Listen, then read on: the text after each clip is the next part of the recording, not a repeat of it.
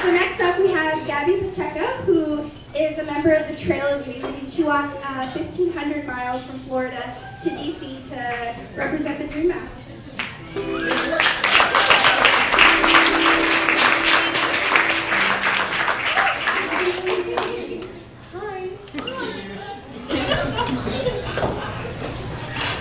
Hello everybody, good night, good evening. I just came from a flight which was delayed like 30 million and one times. And I ran over here, got in a cab and tried to make it as soon as possible. And thank you for being here. The story of the dreamer is a story that I think kind of transcends what is to struggle every day to be accepted and to be looked at as a human being.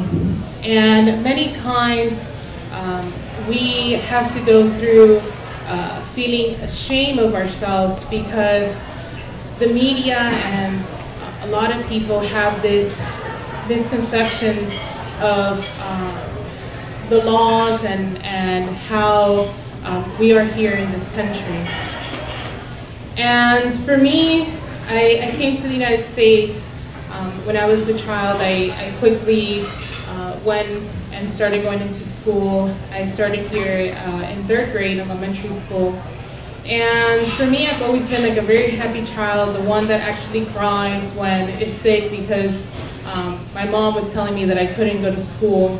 I was the kind of nerd that would stay after school and kind of like the teacher's pet, right? That would grade the papers with the teacher and would always answer and put my hand up to answer the questions.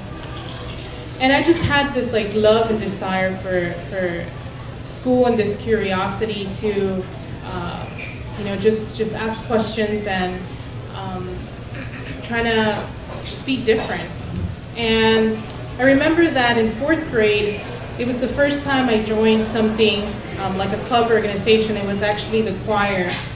And I remember that we had to sing in front of some judges to go to this superintendent's choir and whatever else it was. And I remember I barely spoke any English, and I remember that I would just sing and nod my head back and forth and follow the music.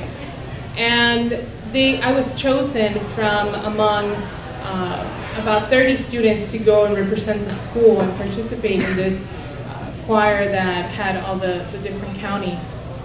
And I remember that it was at the University of Miami, and this is when I fell in love with the concept of college and university. And it was actually when I was walking the first day from this big, huge room to the cafeteria. And I remember going through the cafeteria and seeing how big and large it was and how there was Taco Bell and McDonald's and Panda Express, and I was like, how cool! I totally want to go to college and university. And that was my the reason why in 5th grade actually I fell in love with the concept of university and college, and I went and I continued to go to school. And in 8th grade, something happened that kind of shifted in my mind and made me start thinking like, I'm different. I'm not the same as other people that I've gone to school with. And it was that year where my sister, the oldest sister, graduated from high school, and she wanted to go to nursing school, and she tried and tried and tried, and my mom took her to different colleges, and everybody told her no, that she was missing a paper and that she couldn't go to school. And that really, for me, shocked me, because since 5th grade, since I saw the beautiful cafeteria in the University of Miami, my desire was to go to UM and study there. And it just continued to be like that, where things started changing. And I remember in 10th grade, I decided to start telling people my situation. And I felt that maybe if I talked to people and I told them, somebody was going to know what to do and they were going to be able to help me out. And it was in 12th grade when things for me just started going down the hill, and I took all the AP classes I could because I felt that at least, you know, if I got some college credits, I could say that I had some sort of college education. And I remember that in my AP US History class, I had a teacher who, when I would walk into the room, he would play around with me and he would say, "Hey Pocahontas, how are you?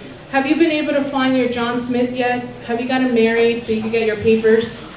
And that was my reality, you know, that I was this person that couldn't really go to school, that my only option was to get married to John Smith and be able to get my papers that way.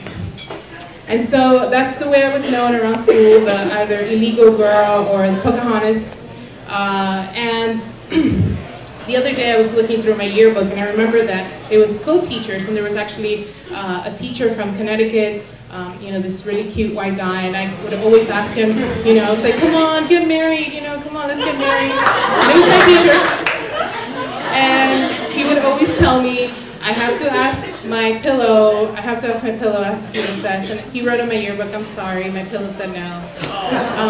But it's still there, and it's a, you know, quite a reminder of like my struggle in high school.